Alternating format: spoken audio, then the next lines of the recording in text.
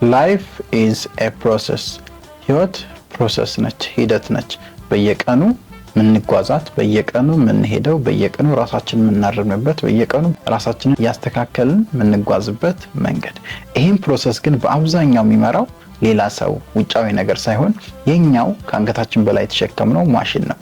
በልዩነት አእምሮ ማይንድ ሴት ምንለው። በጣም በሚያሳዝን ሁኔታ አእምሮ ይህን ፕሮሰስ በትክክለኛው መንገድ እንዳንይዝ አንዳንዴ ጠላት ይሆንብናል። መቼ ነው ጠላት የሚሆንብን?